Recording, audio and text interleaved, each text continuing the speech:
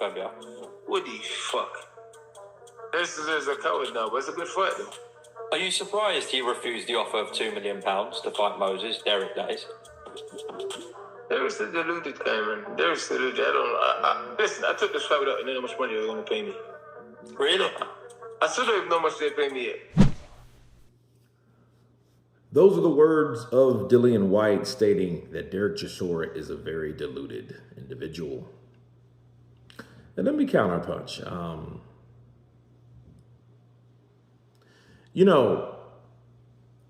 Derek Chisora and Dillian Whyte, their story is a very, very interesting one. Just simply based on the rivalry that they had was very, very heated, violent at times. I mean, chairs being thrown and, just all types of shit. I mean, they had their deal. And then it was like it kind of cooled down a lot. And I don't remember when. I think maybe a few years ago, it was okay. But then, they both ended up in the same year fighting Tyson Fury. And, they had talks of fighting each other for a while. That didn't materialize. I really didn't care for that. I know it would be a good fight because of their styles. They're both, they're both scrappers. They're both bangers. They both like to throw punches, and the way they throw the punch, the styles that they have, it would have been a good fight. But it never happened. So as you notice, the last 2 or 3 years, this beef has kind of came back to the forefront. It's been brewed back up. And you have Dillian Whyte, and Dillian's just like, the dude's delusional, is this, that, and the other.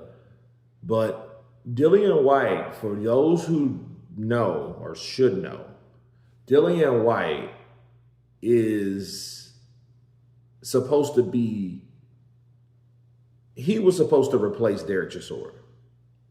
And it's crazy how boxing, how fighters are so diehard to this sport. Look at Manny Pacquiao. He's coming back at 46, damn near 47. Shit like that. It's like, dude, go home. Would you go the fuck home? Shane Mosley coming back. Go home. Just go home.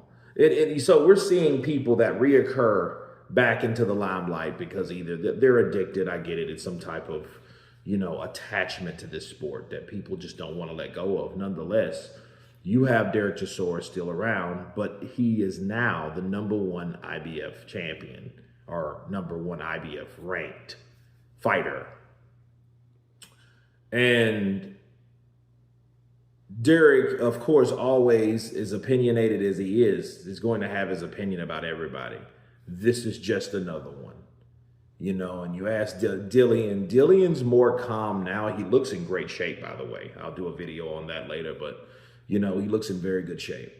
And he's just like, well, hey, I'm fighting the guy that you refused to fight. And what's happening now, to me, it appears like it's which guy wants to show that they're more of a badass that will do the most craziest things in their careers. The most ballsiest things in their careers, and Dillian Whyte, to say the least, he's winning because Derek Chisora has fought guys,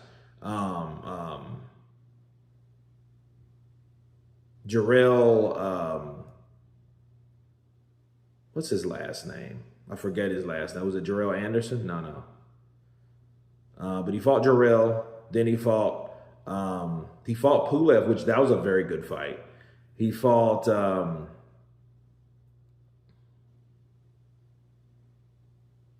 who else? Joe Joyce. And that was a pretty good fight, but I mean, that was a different Joe. Joe wasn't the same dude.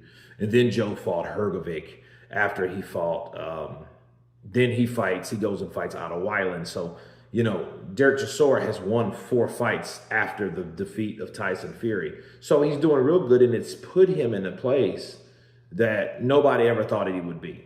You know what I mean? By beating Otto Weiland and Joe Joyce and guys like that, and and it's crazy. And then you have to reevaluate who Derek really is. And Derek, I think, has never changed. I just think the more people you fight is the more you're going to find out on who's good on that night and who's better on that night. And you have Dillian Whyte. He's responding. He's like, well, I've beaten Derek twice. So is Joseph Parker on paper, right? Because he's fought damn near everybody. He's fought everybody except Wilder and Joshua, damn near, and Ruiz. You know what I mean?